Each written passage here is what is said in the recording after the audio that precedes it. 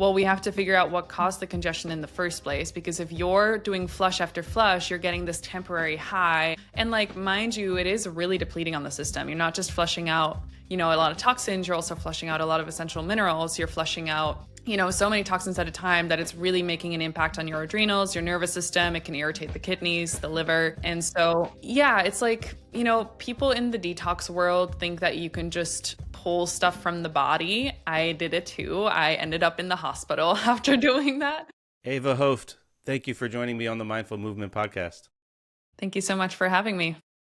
I was checking out your stuff on your website, and honestly, it hits home for me. The idea of detox and healing, very near and dear to my heart. I went through quite the journey myself, and I don't know, maybe I'm still on it a little bit, and maybe I could learn something today that might help me wherever I'm at. But you seem to be also, you have gone through something very significant, and from the wound comes the gift. It seems like you found a way to help others, and I think that's just such a natural story that arises in some people's lives, and I think it's fantastic. Yeah, not an easy one, but it definitely, I always like to tell people, like, the journey is the destination, and it's really been a beautiful one to kind of overcome. I mean, there's always more to do, and I'm sure that you can relate to this as well, especially with detoxification. With the world we live in, there's always more to detox. So I'm sure you'll take some gems away today, I would hope. But yeah. So I assume you went through some real pain and figured it out on your own. That's the common story. Like, people are generally just failed by the allopathic system, as great as it can be in certain situations. It seems like some of these chronic, especially when there's like gut related, just don't feel good, don't know why, doesn't show up on a test, and you have to like dive in on your own and figure it out. Is that kind of how it played out? Yeah, for sure. Like, that's the story to a T. What, I what specifically were you dealing with? feel like the better question is, what have I not dealt with? I think Gotcha. it's one of those. Yeah, I was born, with like a lot of different issues already from like a young age, like having a lot of eczema and food intolerances, and just like having depression at a young age. And I was diagnosed. It's like I don't even remember my list of diagnoses. Like chronic fatigue, and like I would have insomnia at like age 12, 13, would sleep like 2 hours a night.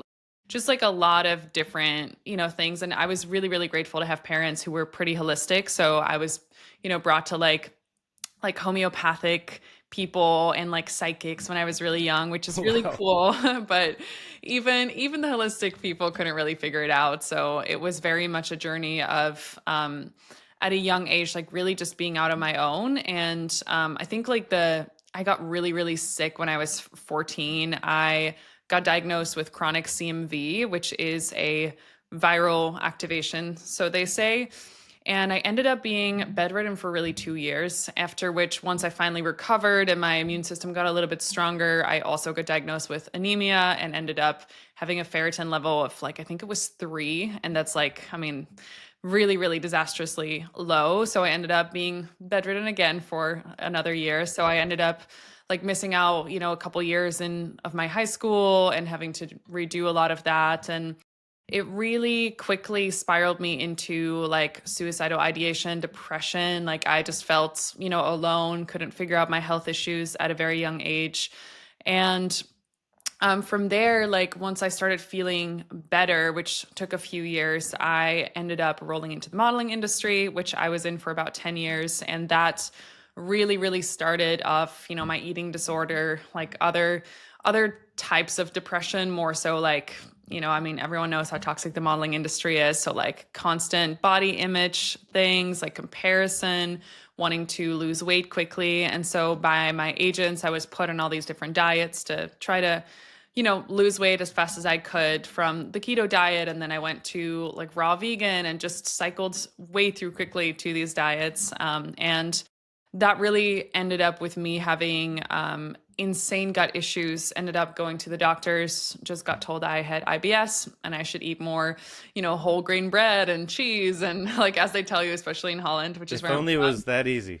Yeah, exactly. I was like, oh, okay, great. I, definitely didn't even try that. I was like, okay, this is advice that's outdated very, very, very many years. And yeah, from there kind of was pushed into figuring it out on my own, as I'm sure it sounds like many of other practitioners and other people have to do these days. And I went through all the more conventional approaches, the holistic routes, all the way from like, oh, I have to do a SIBO protocol and maybe antibiotics will just kill it off, and maybe going on all the gut healing supplements will do it, or maybe a medical medium cleanse. And I'm going to do, all sorts of diets and cleanses. And there was, of course, temporary relief. I feel like everyone always will feel better for like a month or so, and then you're right back where you started. And that was my journey for about 6 or 7 years. And I got so fed up with it and just kept kind of searching and going. And then I stumbled upon detoxification.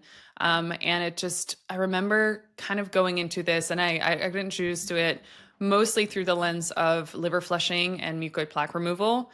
And at the time, I was like, what are these things? What are these words even? And it blew my mind, first of all, that none of the holistic practitioners that were out there were talking about these things.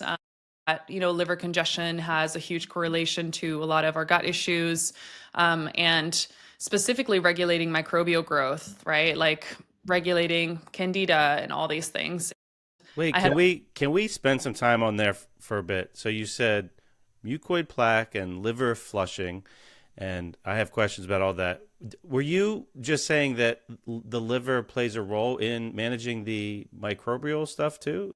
Yeah, huge, huge. So bile, which is obviously an essential digestive fluid, it is kind of like the regulatory fluids of your microbiome. So if your liver gets congested, if it's blocked up, then the microbes in your gut kind of can just go haywire. There's really nothing that kind of like regulates them essentially. And this is, we can't even go into liver congestion. There's so much.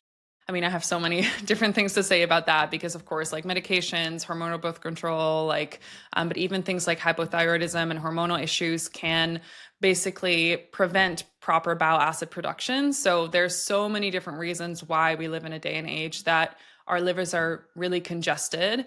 And the reason why I found it so like mind blowing on my path is because when I started getting into liver flushes, that was the first time I actually saw relief from my chronic SIBO symptoms, right? Candida, like all of these things that I had been trying to attack as functional medicine loves to do, and even natural medicine. And I started realizing like, okay, this is definitely not, not the way to go. So yeah, like liver congestion and microbial balance has like they go hand in hand. So from there, I kind of went overboard, as I'm sure many people will do. And I Actually, was like, let's spend a little more time on that. yeah, So, yeah, great. so from what I understand, bile, among other things, I know it plays a role in like digesting fat, and but yeah, it's like detergent for the guts essentially, and it should have like a slippery viscosity like dish soap does in a Hmm. way, and for multiple reasons it could get sluggish. I think elevated estrogen is one of the things that can do that, which I think a lot of people are walking around with due to a myriad of reasons. But also from what I understand, when we are getting rid of toxins, we're using liver pathways to conjugate to make toxins water soluble or more water soluble, so or maybe it's the other way around. Yeah, water soluble so that they could go out and be excreted through the stool or the urine.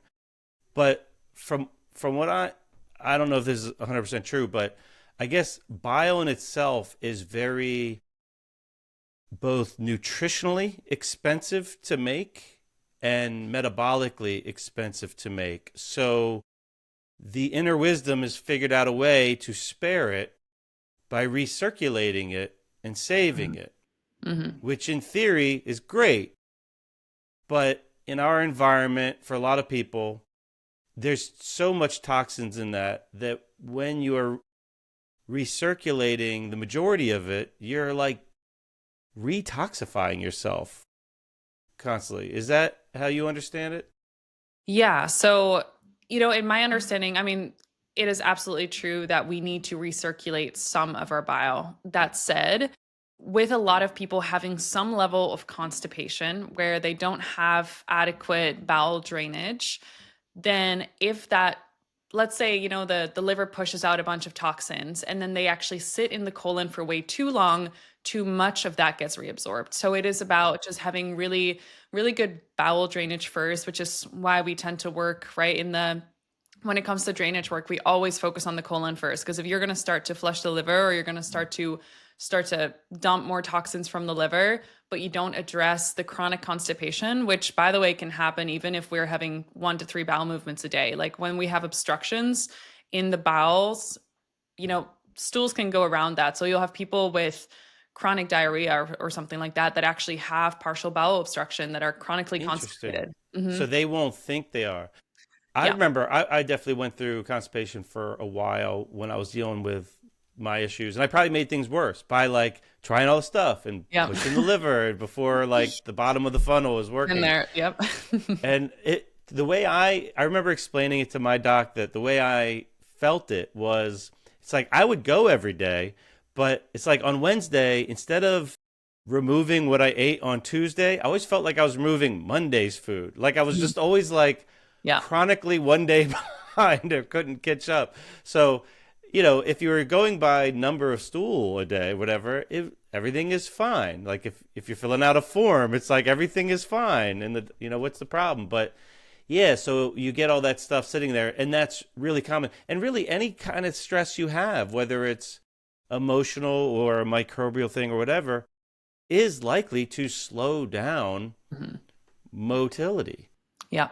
and make things worse, which I'm sure we'll get to, really speaks to the value in going upstream to the nervous system to really allow for things to really feel safe or in a place where it is even time to heal and get that signaling.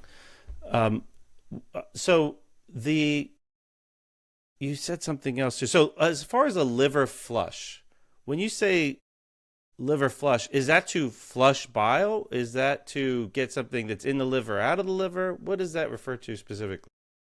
Yeah. So liver flushes are, I don't know if you're familiar with Andreas Moritz's work. It is basically something that will trigger a massive bile release, but therefore also will trigger gallstone release. So it is something that is done periodically. I believe there's a story of like the history of it essentially being that when we were like way, way back ago, we would go these times where we would go without a lot of animal dietary fats. And then, a big animal would be hunted and we would feast on the organs and things like that. And that would actually allow our gallbladder to flush because there's this buildup of bile and then this massive release. Now, we don't do that anymore. We just eat fat all the time, which is great because we need to keep bile flowing because of, the toxicity these days. However, we don't ever eat like, we don't drink a whole cup of olive oil in one sitting, which no one should do, by the way, because it's extremely dangerous if you don't actually open the bile ducts previously. So the idea of a liver flush is that you abstain from fat for probably about a day, and then you take things that actually open the bile ducts, they soften the stones, and then you drink a large amount of oil combined with lemon juice or grapefruit juice, and that will flush the liver. So then you see releases of stones, but also, again, because it is so massive in microbial regulation, you can see people flush out entire candida cultures or a lot of parasites from the liver. So that was my journey when I just started. I had no idea that I had a liver infestation of liver flukes, which are a type of parasite, and I flushed out about 500 of them. It was actually pretty disturbing to see just from these liver flushes. So never touching any antiparasitic herbs. And How that was big really, is a liver fluke that you're flushing out? What are we talking about here? yeah, so liver flukes, I mean, they can be really small. They can be bigger when they're adult liver flukes. So it's really hard to say the size of them because they can come out like you can even see their egg sacs come out. That was like my case. And the crazy thing, and this is really when I went down the rabbit hole of heavy metals and parasites and the bioaccumulation of heavy metals, is that the ones that I was releasing were metallic. Like they were literally full of metals in the sense that they were fully shiny and metallic. And that was, yeah. Super crazy. So 500. That's not all at once, I assume. No, it was over a few flushes, but like typically people will see, massive stones and biliary sludge come out, and I had less of that, and it was more just like when flukes come out, they look like these rolled up tomato skins or kind of like jelly. Like they can also look like jelly-like substances. Like they can be round, they can be more like flat. So they kind of look like snails. This Definitely is not like, for pleasing. many people, this is probably so unappetizing, but if Yeah. you've been through this stuff, it's like interesting. So It's like, interesting. what did you release? Yeah, It's like, let's share what we've seen in the toilet. Um, it's a yeah. detox culture. Yeah.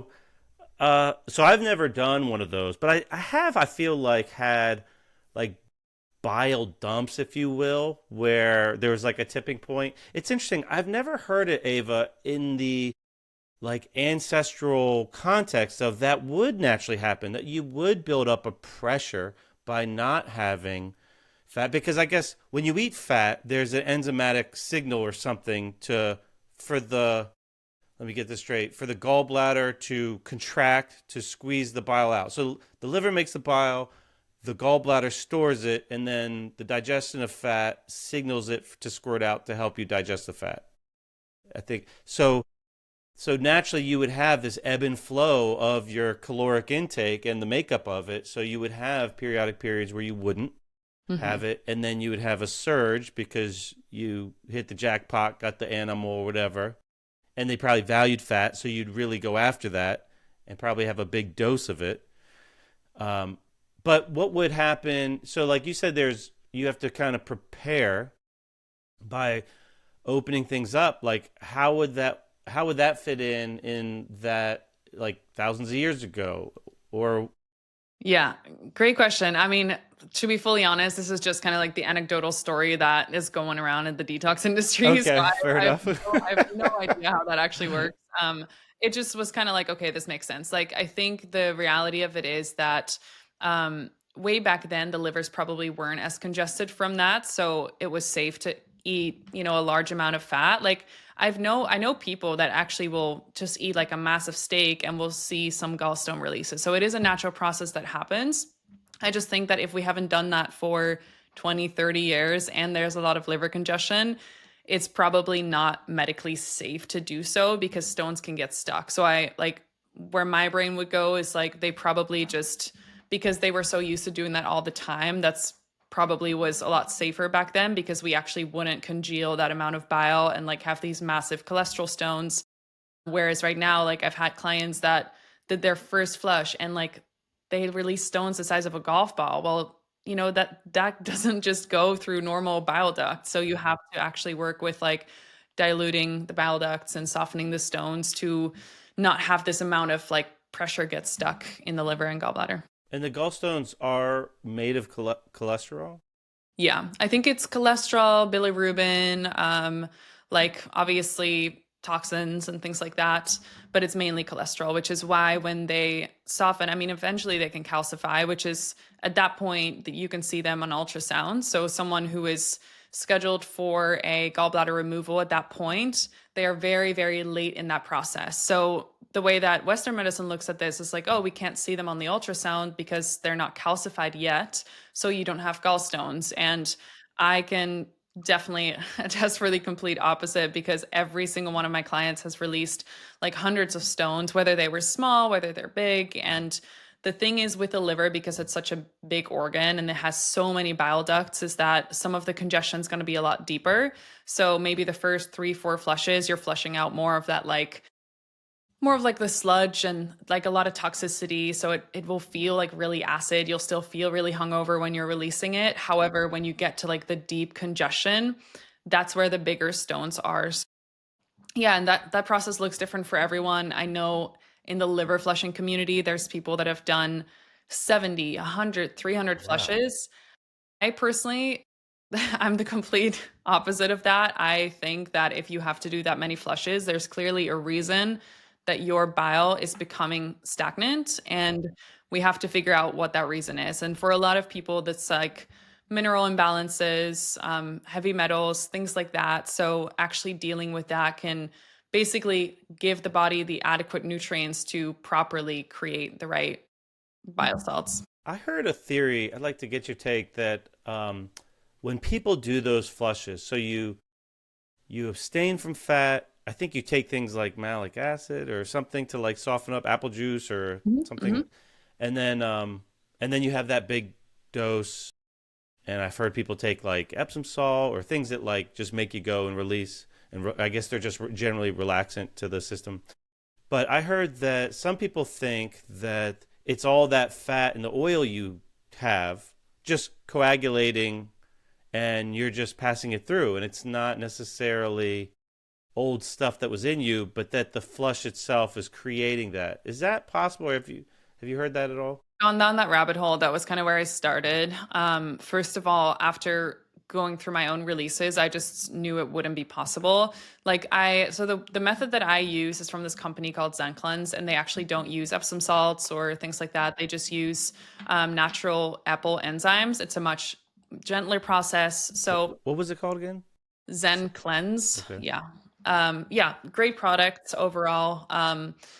And when using their products, you're not taking any of the Epsom salts and things like that. And when I'm seeing, like the wide variety of what people are releasing, it's like your body can't create that much. It can't coagulate like a golf-sized Gotcha. ball, like almost calcified stone. I'm like, I don't know, What what do you process. mean when you see it? Isn't it funny? Like everybody shares, like, look what I produced.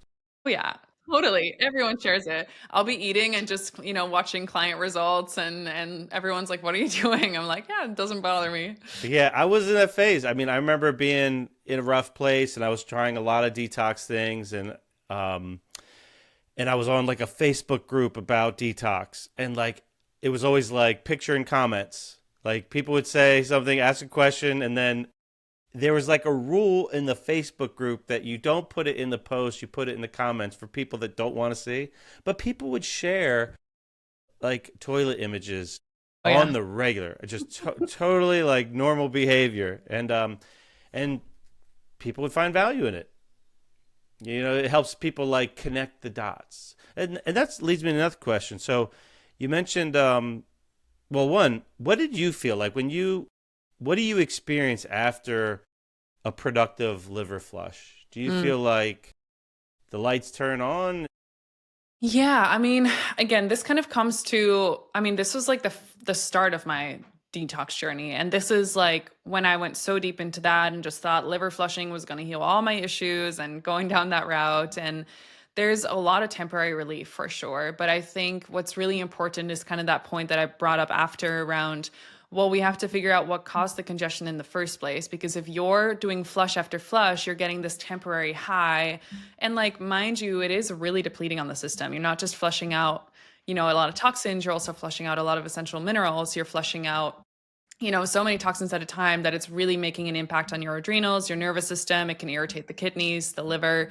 And so, yeah, it's like, people in the detox world think that you can just pull stuff from the body. I did it too. I ended up in the hospital after doing that. Yep. And I was like, maybe the more that I'll pull, the faster it's going to leave my body. And that's really like when, the nervous system piece came in, the re-nourishing, remineralizing, all of that side of my journey. But at the time, it was giving me a great sense of relief. Like there were flushes where I would just kind of move more congestion than release it. So like afterwards, you feel a little better, but nothing major. And then you have like a massive stone release, and I'm like, it's like, this is crazy, like this is amazing. And I think that a lot of people just get really, really addicted to the high of cleansing, of detoxing, of all those things. But long term, it's like energy in is energy out. Like you can't just keep taking from a system and assume that like if you're just going to keep cleansing that it will magically regenerate itself. Like that's just not how it works. And yeah, a lot of my clients will find me after they've done a lot of detox work and have either ended up in hospital or have ended up with a nervous system crash or now have amenorrhea or other, thyroid issues, and are like, okay, I think I'm ready to actually nourish myself, which is one thing that I think just as a society, we don't really know what nourishment actually means. So, yeah. For sure, yeah. What's mucoid plaque? Ava? Mucoid plaque. It was so funny. I was once on a podcast and he was like, "We can't call it mucoid plaque because the podcast will get censored." And I was like, What? "Oh, Is great." that a controversial thing? Mucoid It plaque? is. It is Really? apparently.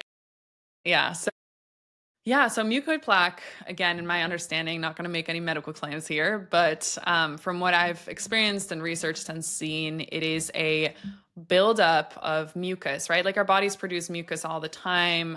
There's also like things like biofilms that bacteria colonies will produce, that parasites will produce, and things like that. And we will swallow a lot of this mucus without necessarily having something that digests it. And specifically talking about enzymatic rich foods, right? So what you see a lot is that you hear about people seeing a lot of mucus in their stools when they do juice cleanses, for example, because the naturally occurring enzymes in there will kind of loosen up a lot of the biofilms or the mucoid plaque or mucus and will actually help release it. So you pair that with undigested food because our nervous systems are very dysregulated these days, or we have low stomach acid, or we have not enough bile output, biofilms, like I mentioned, parasites, and other toxins.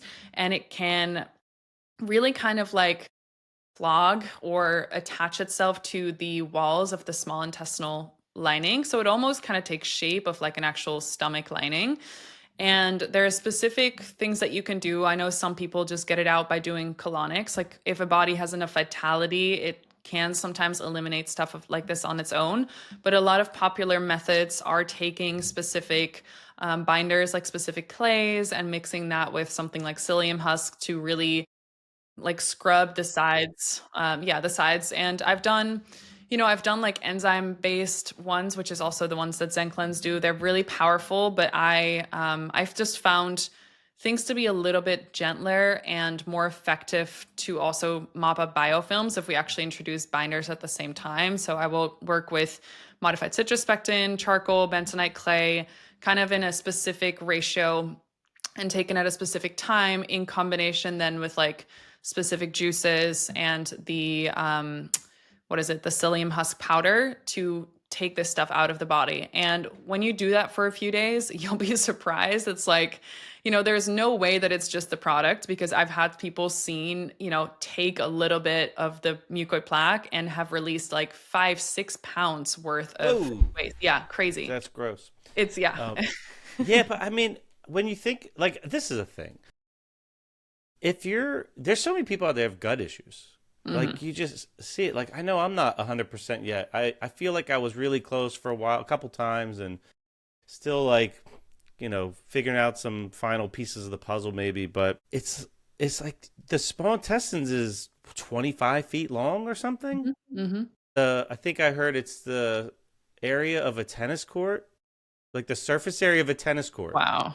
Yeah. So it's crazy what people are walking around with and have no idea. And they might feel like, oh, I'm just a little bloated, or, Yeah. I put on a few pounds Yeah. recently. It's like you have this like ever winding garden hose in there that could store so much. So much. Yeah. And if you've been on the planet for 40, 50, 60 years, you're gonna have stuff built up unless you have the perfect genes or the perfect lifestyle, which nobody has.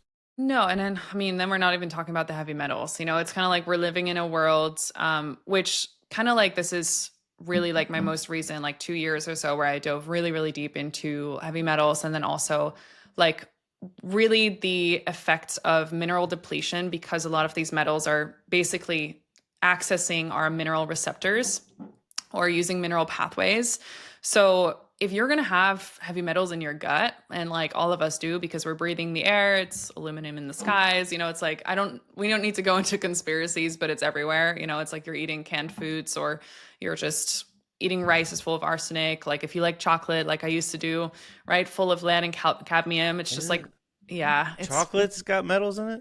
chocolate is one of the worst crops, actually. What? Yeah. Even Yeah. an I mean, organic milk chocolate bar? nope, nope. The organic ones are sometimes the worst. It's Okay, go ahead. it's Continue to ruin my life. Yes. yeah. Listening. Yeah, so it's, like rice, chocolate, other crops. Obviously we all know about like mercury in fish, so like tuna and other things. And the metals, right? Like unlike other toxins can leave the body if we do a cleanse like that or something like that. But metals are extremely difficult to get out of the body, especially in the face of mineral deficiency, because the body will actually use them instead of the essential mineral that it is replacing. So if you have lead exposure for whatever reason, right? You eat a lot of chocolate and there's a lack of calcium, the body will use lead in the bones to just figure out its growth. And this is with a lot of different heavy metals as well. They will displace essential minerals and then just kind of hijack the system, stay That's there. terrifying. Is that based on like what charge they have? Yeah.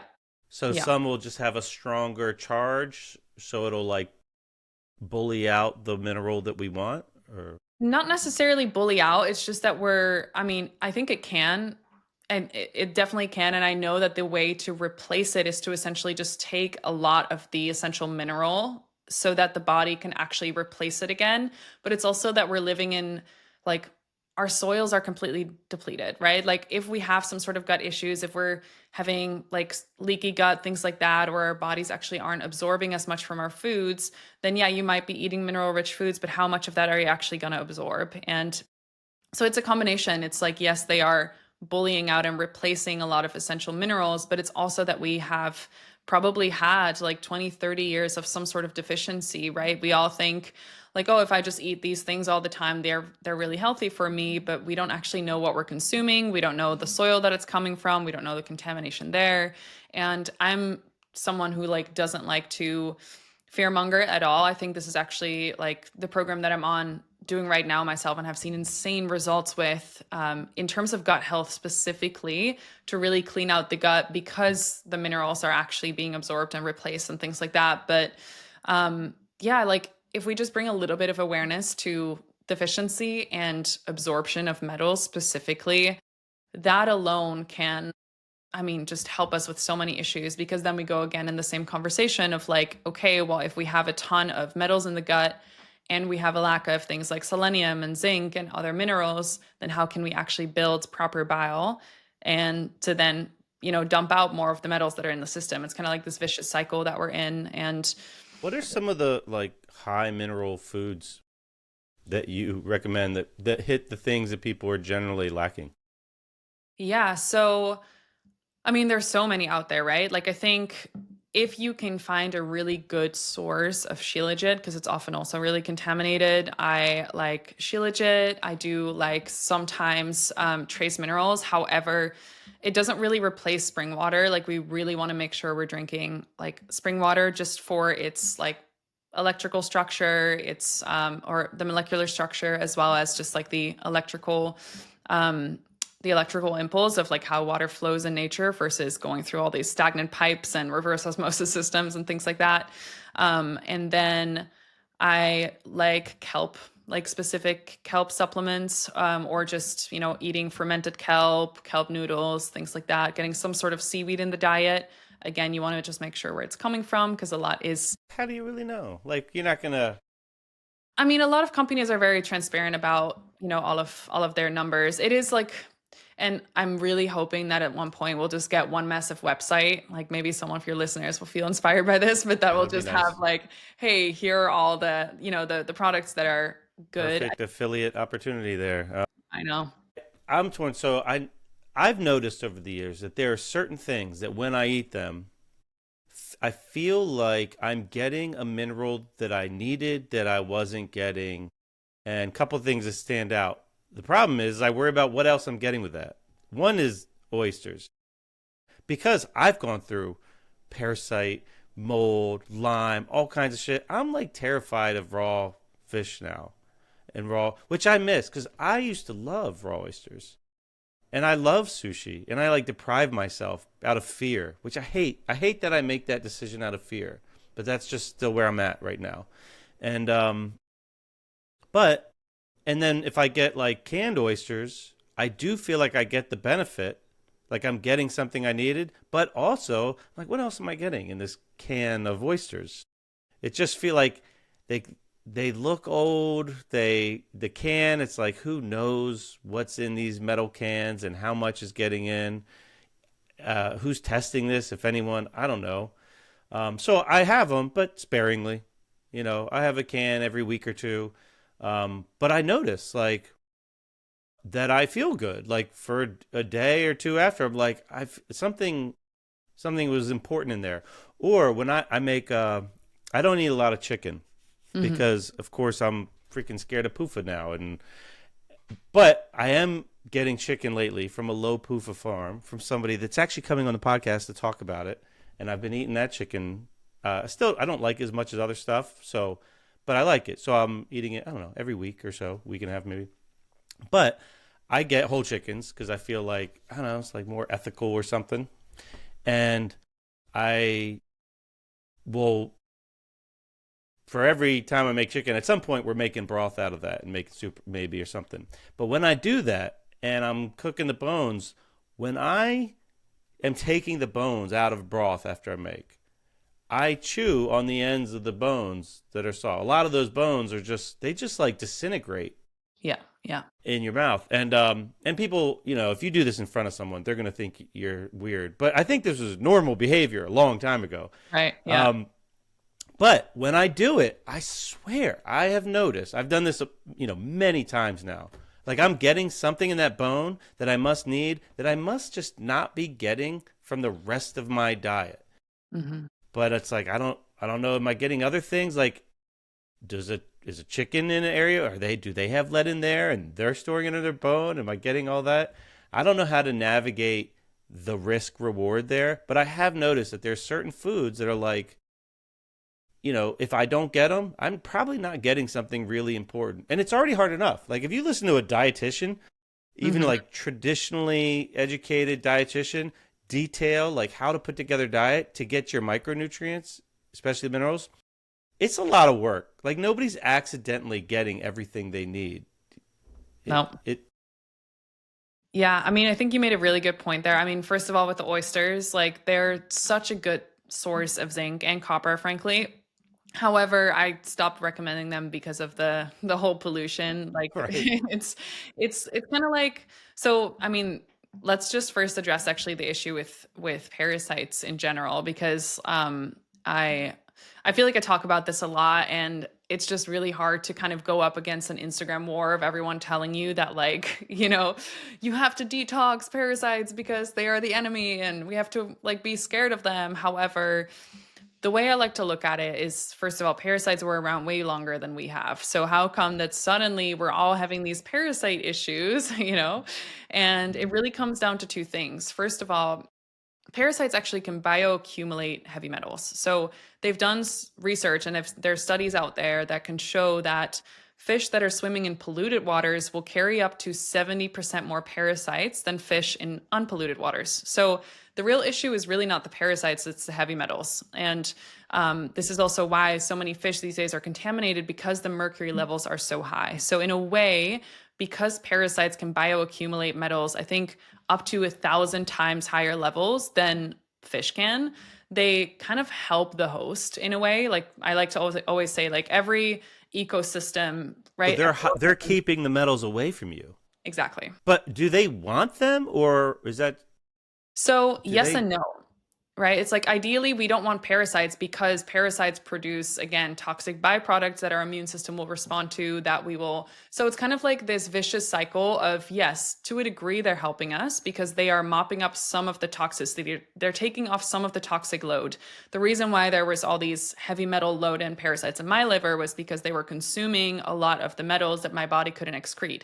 However, now they're also blocking up my bile ducts, further intoxicating myself. So it's kind of this vicious cycle. But if we exclusively go after these parasites, or we want to avoid the parasites, then we're really not looking at like the whole life cycle of, these organisms and understanding why they're there. So I have seen massive parasite releases in clients and myself once we actually address the entire terrain. So we're working with, right, reducing the toxic load, balancing the nervous system, like doing emotional, energetic work. And that actually tends to do far more for releasing parasites than any sort of parasite cleanse, which also, again, further depletes the adrenals. It can stress out the kidneys, it can overburden the liver. um that alone will result in me there's maybe like a 1 or 2% chance I'll ever do a parasite cleanse with my clients. Like it's never really necessary until like you've done so much rebuilding that your system is so healthy that at that point it's like, okay, now we can kind of address the parasites, but 9 out of 10 people will not get there in the next year or two of their healing journey. And another thing is that, naturally our stomach acids should be acid enough to kill parasites. But the issue is that, again, we're lacking nutrients to build proper stomach acid. We're dysregulated, so our stomach acid is too low. So if you take HCl, hydrochloric acid, and you want to eat sushi, that's your best buffer of protection. Like HCl, bitters, all the Maybe I'll things. do that and treat myself to Yeah. sushi. I have played with HCl back in the day. I never noticed if it really moved the needle, but that would give me maybe some confidence and enjoy a food I really enjoy. So And your also, your realignment method that you teach is really like this holistic approach that you were just kind of alluding to, that when you're checking all the boxes, you don't necessarily have to check all the boxes. You have to just get yourself in a place where your body could resume its natural ability to do a lot of this work for you. yeah. Yeah. And that's going to look different for everyone, which is why, like, when people come to me, like, they all think, oh, we're going to do the detoxes, we're going to do the liver flushes, we're going to do these fancy, cool things, and I'm going to see parasite releases.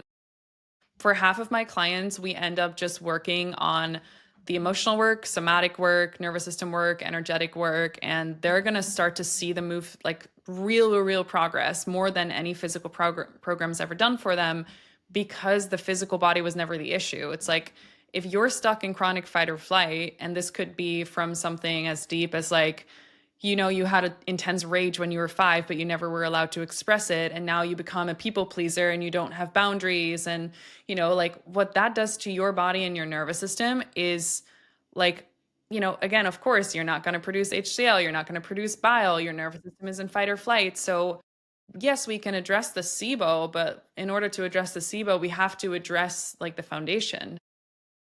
You know, on the total opposite side of the spectrum, I'll have people come to me that have really good emotional maturity. They actually do a lot of the somatic work. Maybe they're a nervous system coach, but they don't really know how to handle the physical. And then maybe after some digging, we found out that they had a lot of vaccines when they were young. They had amalgam fillings. Maybe they had a root canal procedure. Maybe they, consumed a lot of chocolate. Sorry. Jeez. and and from that reason, they have a lot of like mineral metal imbalances. So everything that they're going to do to kill off the SIBO, again, doesn't touch the root cause of it. So yeah, like every protocol looks so different for my clients, but essentially the through line is that I look at the mental, the physical, the emotional, and like the very foundational pieces when it comes to like mineral ratios and heavy metals and all that stuff. And I know it could be really hard for someone that is, if you don't feel good, like when you don't feel good and you have chronic shit and all your doctors have no ideas for you, and then it's real hard to accept maybe that there's like a deep emotional component that's driving a lot of this. It's like, no, I want to feel better. There's no, and it's hard to believe that you could like sit in a room with somebody and talk about something or cry something out or have some kind of emotional release. And then all of a sudden, like your dysbiotic gut is going to turn a corner for you. It's when you're in the thick of it, it's hard to imagine that stuff moving the needle for you. When you think there's like, I don't know, a parasite in you and you got to get it out. Yeah. How do you approach that idea? If somebody's feeling be near a bathroom or whatever, Mhm. one of the many symptoms that somebody deals with when their gut's wrecked, and they've never done any kind of emotional regulation or nervous system regulation, how do you approach that? Yeah, great question. So I will take most of my clients through a program. So I have a group program that I run, and then I do one-on-one work too, but I kind of give them still access to this program. And the program really goes into giving people the understanding and the ability to recognize within themselves what the deeper emotional roots are and how to move through them. And I see it time and time again, the exact example that you gave. Someone will come to me, they're convinced, no, it's the parasites. I have parasites. I was diagnosed with it. I have to get them out, right? To even feel the amount of like angst that's underneath that, that is the state that that nervous system has been in probably for many years. So basically all I do with the specific like methods and things that I use is I'll hold up a mirror for them to see, wow, my body is in this state of extreme anger and frustration. I'm angry towards my body. I'm angry towards the medical system. I'm angry towards my father who abandoned me when I was 5, right? Like it's all the same like emotional buildup.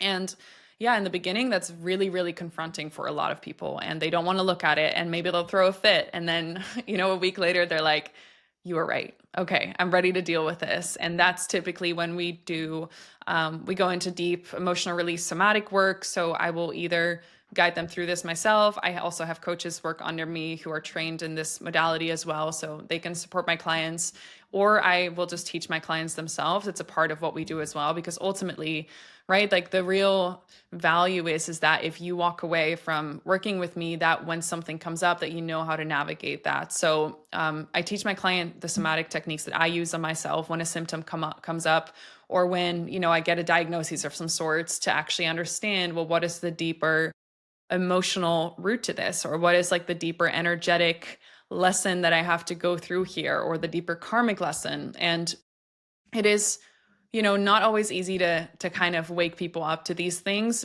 but once they get it, they really get it. And I feel like just with the type of clients that I attract, they are willing to really go deep into that work. And yeah, they'll actually usually see like pretty quick results. And I feel like I'm pretty, for me, it's pretty easy to really sense like, oh, this person actually, like, they have a lot of repressed emotions that are kind of blocking their ability to heal. Or if there's actually a really regulated person in front of me that just needs a little bit more physical support.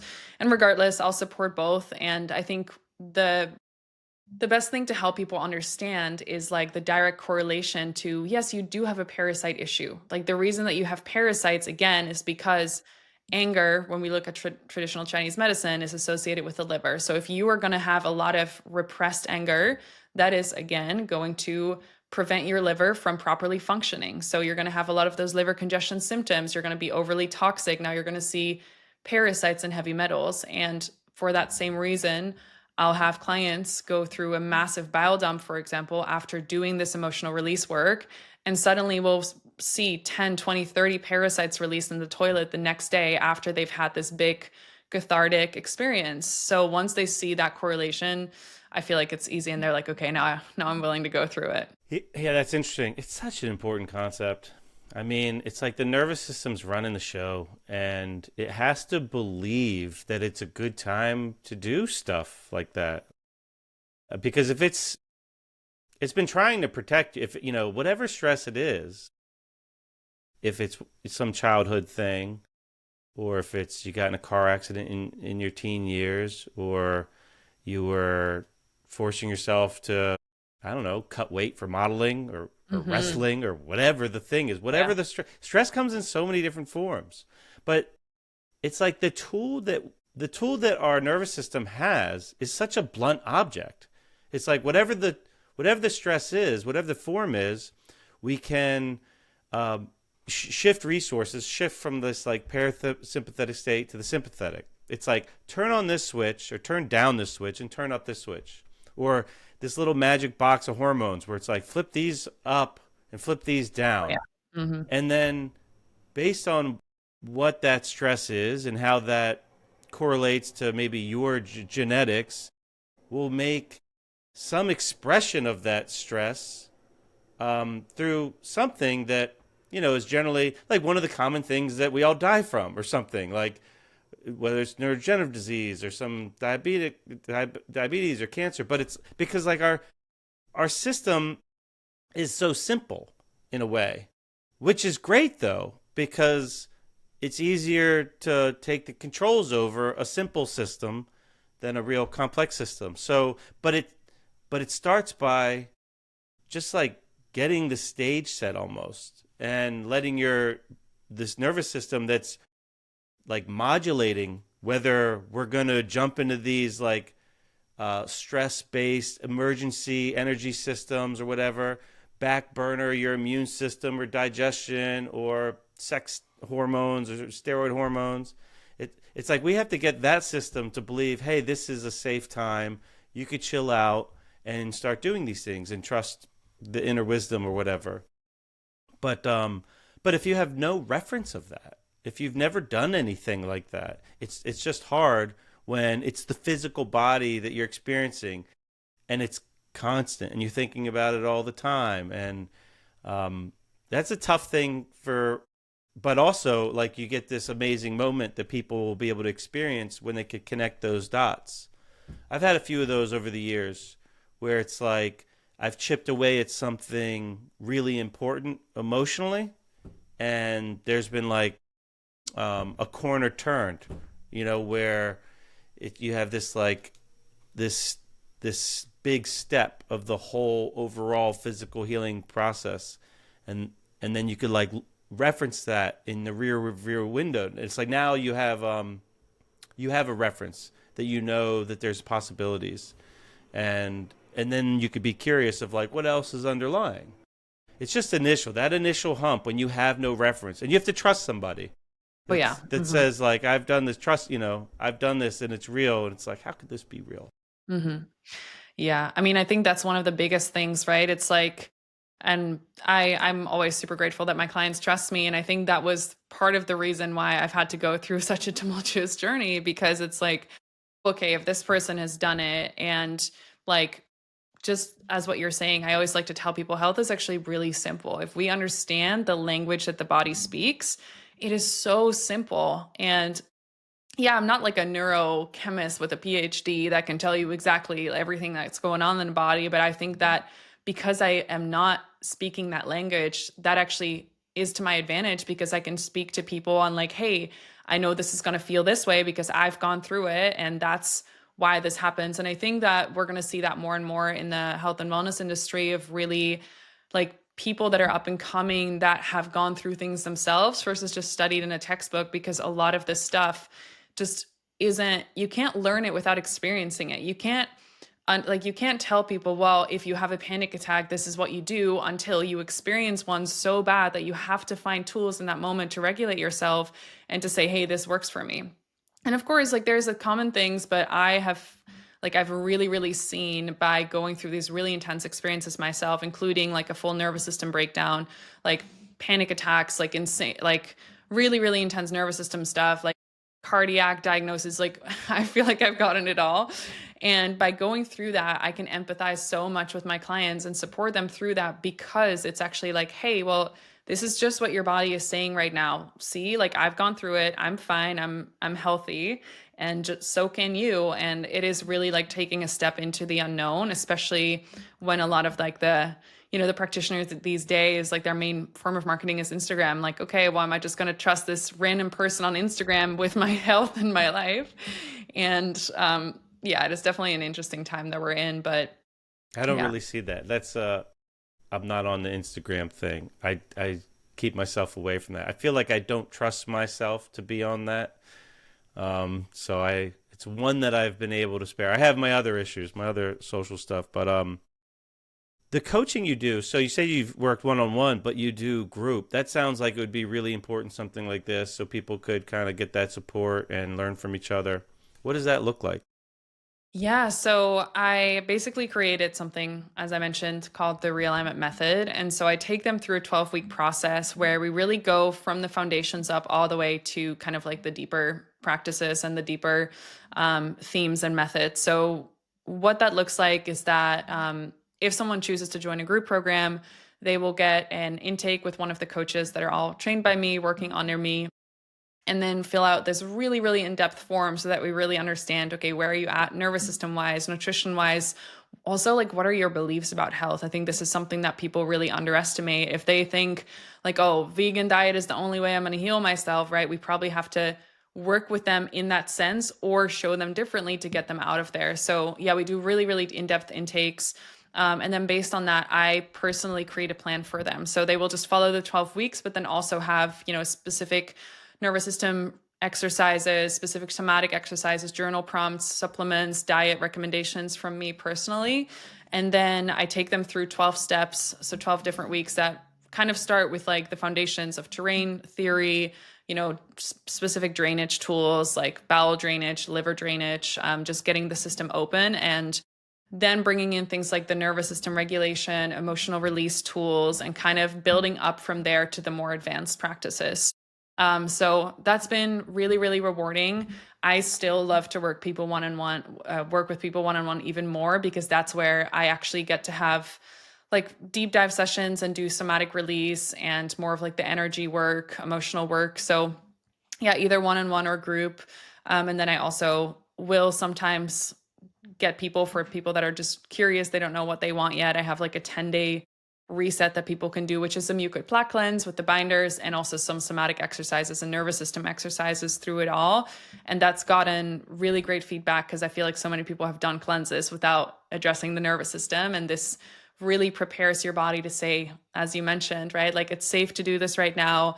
And am I actually in a place to have my body go through this process? And yeah, I feel like that's kind of where I differentiate from other practitioners. I will often advise against detoxification for about 50% of my clients, because it is not the right time yet, because they are stuck in that chronic fight or flight. And then, right, we have all these other tools that we can introduce that will allow the body to detox naturally without any sort of forceful thing, because ultimately, if we are dysregulated, all of our detox pathways shut off. So the key to detoxification would be to kind of get you in a state of that nice parasympathetic. Do you use any of the like health tech, I guess, with the nervous system gadgets and such?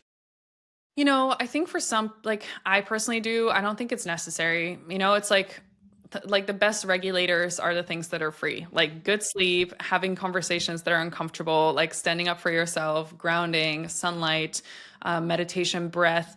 I love like my chi swing machine, my biomat. I have a pulsetto. I don't really use it. I played around with it a little bit for vagus nerve regulation. I'll do red light therapy. Like I feel like I have all the gadgets myself, but it's not like I'm telling my clients, so unless you have these, you're never going to be regulated. Right. What's you said one I hadn't heard, chi swing machine? G swing machine. Oh, you're going to love this one. I do use some gadgets sometimes. I feel like for some people that stuff could be really useful if you're like, especially if you have a really demanding job, like having like an Apollo running on your ankle or something where like when you don't have the time, but you want that drip that your brain is recognizing throughout the day, especially if you have a stressful job. Yeah. Yeah, I mean, the reality of a lot of those things, and especially when you get into like mineral ratios and how they are depleted from chronic stress, and how even when you look at an HTMA test, for example, which is something I've gone really, really deep into recently, and I'm currently studying. It's like there's actually specific mineral ratios that will correlate with situations like jobs or relationships that are really stressful and no longer in alignment. And it's like, yes, you can do the Apollo or the Pulsetto to kind of give like a temporary boost. However, until that situation changes, which either means that your perspective or your perception of this job that is stressful needs to change. And that can happen through, right, doing hypnotherapy, somatic work, emotional release work, by visualizing yourself going into those work scenarios and actually being safe and calm and regulated. So there's either perception change that needs to happen or the job needs to change. Otherwise, the body can't get out of that chronic pattern, because it's like the constant circumstance informing the body that there's something unsafe. So yeah, and those clients, like, I'll just be really blunt and say, hey, we can do we can do what we can do. We can try whatever we want. And I will say as well, like, what would freedom look like to you? Like, what would that feel like in your nervous system? And that quite often might be the thing that will really, really change the game in terms of their health. And sometimes you have to give the body the nutrients that it needs and the support that it needs, so that the person feels more energized to then make the decision to maybe leave the job or to leave the relationship. So yeah, it's kind of like it goes hand in hand with that. But I do think that the devices for some people can be really helpful. So what was the one? The chi swing. Tell me. G swing. So is this little device, I'm going to assume it's like, it comes from like the Western, no, sorry, the Eastern world and philosophies. So it's basically a little device where you put your ankles in and it just kind of swings them in this like circular figure eight Oh, motion. I have seen that. Like you're Yeah. laying down with it. Yep. It's like a soothing thing. Exactly. And it's amazing for lymphatic drainage. It's amazing for like obviously chi, prana, life force energy to circulate through the body. And it's really, really good to put you in the parasympathetic state. So yeah, I'll have like a really busy day or, do interviews or be working all day and I lay on that for 10 minutes and it feels like I've just taken like a 2 hour nap. So it's not expensive. I think it's like $150 on Amazon. So if there's one tool that I recommend, it's definitely that one. Interesting. Hmm. I probably don't need any more gadgets, but that has, but like just the idea of shaking, like I'll find myself, in the wild, animals run away and then they shake. And, that's probably on some level what's going on with that. It's just like a Hmm. nice, you get to lay down and allow it to shake you. But I mean, even after if I'm in the gym and I do a set of something, like I'll grab my thigh and I'll like shake it Yeah, and like exactly. let the tension come out and recover. And, sometimes I'll just do a full body shake, or sometimes I'll get on a vibe plate, which I don't feel like is as effective as just me shaking me. Yeah. But um, but but yeah, it's like there's something to shaking. Yeah. There's Oh, something yeah. to shaking, and I know that some of the Therapeutic. different somatic based or emotional tension release things will deploy shaking, and it's that's probably really underrated technique that everybody has access to that doesn't cost money. 100%. Yeah, that's like the one thing I'll tell people. Like if you're in a rut or if you're not feeling good or even like you just had an argument, just put on like a banger song and just like go shake for 3 minutes and you're gonna feel better. Like that's like the best somatic, like energetic release for sure. I feel like I can go on and on with this stuff. I like all these topics. I really enjoy this. Is there anything else you wanted to talk about before we wrap this up? Hmm. No, I feel pretty good and complete. If people want to see if it's a good fit to work with you or your team, how do they go about doing that? Yeah, so I share a lot on Instagram, which is just my first dot last name. So Eva dot Hooft, as well as my website, which is just my first and last name.com. On my website, you'll find all the information on the group program, one-on-one coaching, as well as the 10-day reset that I mentioned for the mucoid plaque removal and kind of like an intro cleanse. That one's only $97. So a great place for anyone that like might feel hesitant or really overwhelmed with this kind of work. And then, yeah, Instagram is where I'll also announce, new offers, like group things that I'm doing, or to subscribe to my newsletter. So you can do all that from my website as well. Okay. Do you do any in-person stuff? I do, yeah. So I'm currently in LA, but my primary residence is in Austin, Texas. In person is definitely my favorite. I will say that this past year has really forced me into like being 99% remote. But if there's people that are either willing to travel or that are in the area, I do in-person stuff as well. And sometimes we'll offer one-off sessions depending on how booked up my one-on-one clients are as well. Okay. Well, thanks. I appreciate you reaching out and taking the time and talking about plaque and flushing and chi swings and all this weird stuff. And for listeners, as always, grateful for your listening. I hope you enjoyed the conversation. And if you feel like you're struggling with something and you just can't put your finger on it and you want some guidance, a little guidance could be really helpful. So check out Ava's work and see if it's a good fit for you. And thanks again for listening. Have a great day, everyone.